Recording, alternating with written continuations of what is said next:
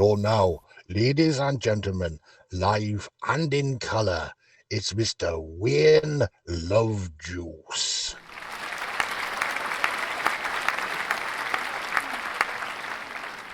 The other day I produced a Louis, had a chat with an interesting chappie who said that the YouTube algorithms really aren't that happy.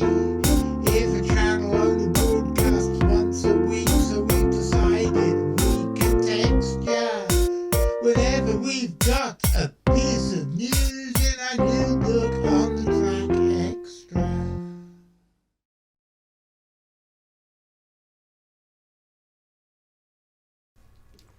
Richard, I know that crocodiles are one of your favourite things, and you wrote a book about crocodiles which has never been published, and we will be publishing it somewhere along the line. John, young people don't need snapping crocodiles. We're too busy pounding cans of Red Bull and ironically singing along to Taylor Swift songs. But over the years I've heard you talking about giant crocodiles, and I'd be very interested if you'd go into some more detail. Namely, what is a giant crocodile? By what criterion do you describe something as giant? What species are we talking about? Are we talking about unknown species or prehistoric survivors or what? So, Richard, over to you.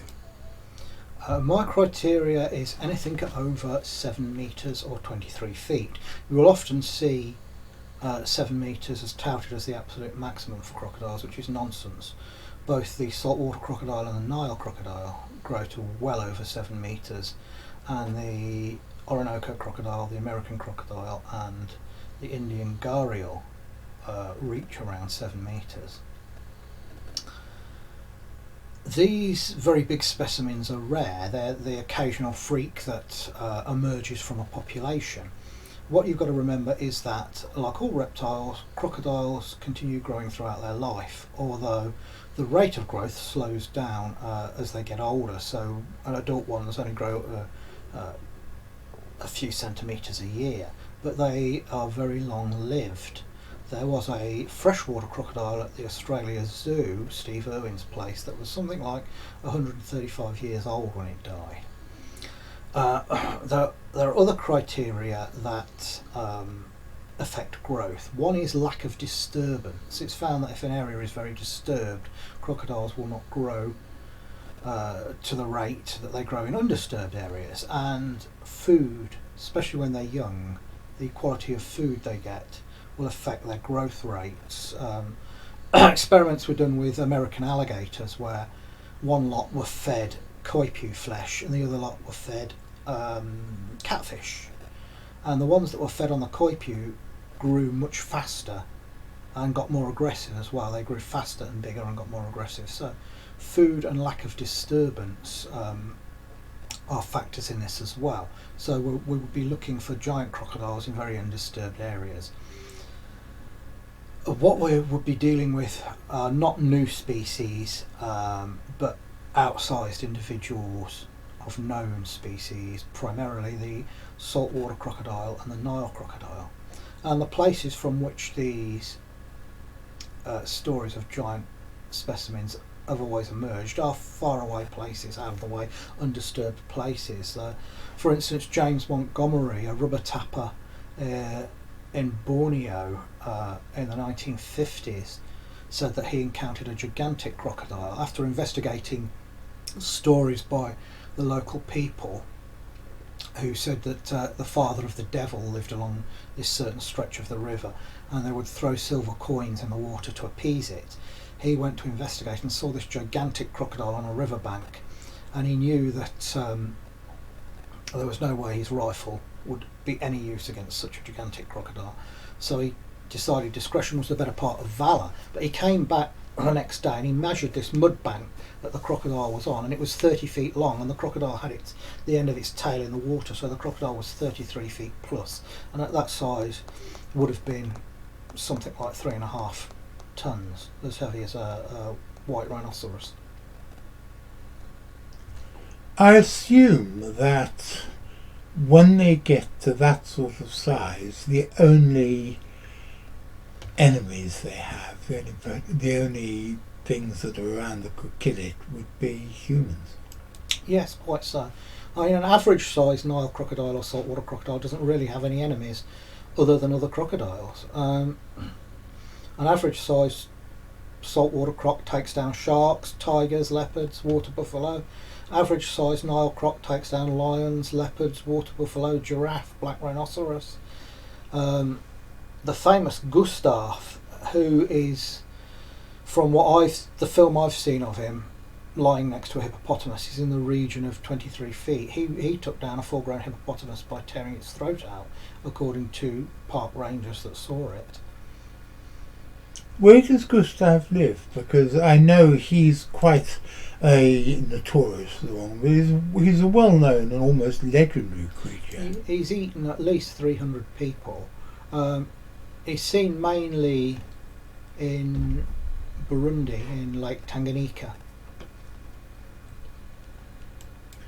I've heard that there are stories of enormous crocodiles in Sarawak. Yes, yeah, there are lots of stories of enormous crocodiles in Borneo, and also in the Philippines, in Agusan Marsh. A few years ago, they caught a 20-foot crocodile that they thought was a man-eater, and this crocodile, they named it Lolong. They found it had no human remains in its belly when they pumped its belly, and it lived the rest of its life in captivity. And the people that saw it said, this is not the crocodile we saw. The crocodile they saw, they said, was much darker green and it was much bigger. And they call it potol, slasher, in Filipino. And they said that on one occasion it overturned a canoe with 2 schoolgirls on it and bit one of their heads off. And when it appears, it can throw a whole community into panic. They have like floating villages, and they'll move the village if this giant crocodile appears near it. And one guy said he saw it next to the pontoon of his house, his floating house, and it seemed to be interested in some chickens he had.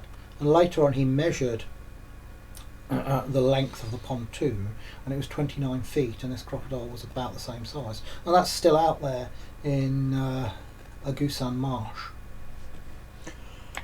Changing the subject slightly, but still on giant reptiles, there's a lot of controversy over what are the largest, longest, bulkiest snakes. The biggest snake is the green anaconda. The largest one that was measured was about 27 feet, but as with the crocodiles, there are claims of much, much bigger ones, and it would be naive to think that the largest individual measured by so-called experts is the largest per se. The reticulated python is slightly longer at 33 feet, the biggest one ever measured. Once again, there are stories of bigger ones, but it's a lot less bulky than the anaconda. It's quite slender for its length. The anaconda is a big, heavy snake. Okay, I'm putting you on the spot here, and we won't quote you on this if it turns out you're wrong, but what do you think is the biggest specimen, or the biggest individual snake specimen, and then the biggest individual crocodiles, and where would you go to hunt for both of them? I think the green anaconda can on occasion, an outsized freak, exceed 45 feet. With crocodiles, I think the biggest is the saltwater crocodile, which I think probably maxes out around 35 feet. But it is much, much heavier and bulkier than the anaconda. Nile crocodiles, I think, probably occasionally approach 30 feet on rare occasions. As to where I'll be looking for them, the anaconda, I'll be looking in places like Bolivia and Peru, very undisturbed areas. The saltwater crocodiles, I'll be looking in Orissa in eastern India, the Philippines, New Guinea, there's supposed to be a monstrously big one along the Sepek River in New Guinea that the locals venerate as a protective spirit. Northern Australia. With the Nile crocodile, I'll be looking in places like Lake Tanganyika, obviously, and undisturbed areas such as the Congo. Richard, there's a lot of stuff in the broad canon of Fortean literature about enormous snakes. Would you care to comment on the 100-foot snake that was supposedly killed by machine gun fire? And there are photographs of it, but they don't seem to have any real frame of reference. Yes, these occurred in the 40s, I believe, shortly after World War II. There are a couple of instances of gigantic snakes being killed. One was in Fort Tabitanga, the ruins of Fort Tabitanga, where a garrison of soldiers was attacked by one of these things, and it supposedly took 500 machine gun rounds to finish it off. This is Brazil, isn't it? Yeah, and it was over 100 feet long. And there was another one that was captured when it was in a stupor after swallowing large prey, and it was towed into a town and killed, and was also measured at over 100 feet. There is one photograph of one of these specimens lying belly up in the water, and it's definitely Anaconda, and it looks big and bulky, but there's no frame of reference to how big it is, how long it is, but it looks like a large one. There's another photograph of what appears to be people next to a Titanic anaconda, but it looks like forced perspective. It looks like the people are in the background, so they're using forced perspective to make it look bigger. I'm suspicious of both of these stories, because if you had a snake that big, what's it going to eat? In South America there are very few large prey items apart from manatees.